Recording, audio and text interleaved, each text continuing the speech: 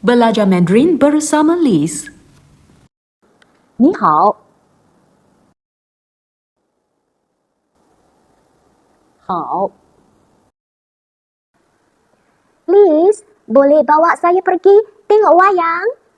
好 OK. Belajar Mandarin bersama Liz. Hari ini kita nak belajar satu kosakata dipanggil hao. Dalam video tadi, kita ada 3 situasi dan dalam situasi pertama membawa maksud salam, ni hao.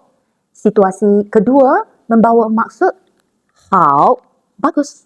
Dan situasi ketiga ialah okey, baik, apa salahnya, boleh.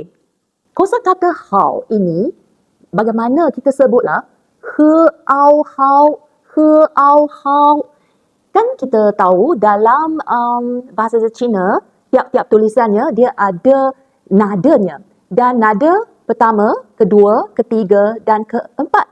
Jadi saudara-saudari boleh tahu tak nada keberapa? Ketiga. Hao, hao, hao, hao. Dan hao ini dalam nada ketiga, iaitu hao. Dan hao ini tulisannya, bentuk rupanya begini. Dia dibahagi pada kiri dan kanan. Ini maksudnya perempuan dan ini maksudnya anak. Anak biasanya di sini maksudnya anak lelaki. Dalam satu keluarga kan, kalau ada anak-anak kan, kiranya ada anak perempuan dan juga ada anak lelaki, kita biasanya kata, oh bagusnya, bagusnya.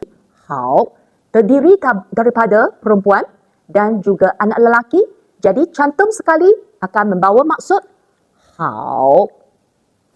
Dalam video kedua, kita pernah belajar kata ganti nama kedua iaitu awak. Awak dalam bahasa Cina adalah ni. Masih ingat tak perkataan ni? Ni. Kalau ni cantum dengan hao akan membagi maksud awak baik. Awak baik. Jadi dalam bahasa Mandarin iaitu ni hao biasanya kita guna untuk buat salam. Ni hao, katakanlah kita jumpa seorang, first time kita jumpa ataupun sudah lama tak jumpa dan hari ini kita terjumpa. Jadi kita akan terus sahaja berkata ni hao. Begitulah belajar Mandarin bersama Liz untuk kali ini secara ringkas, mudah dan berguna.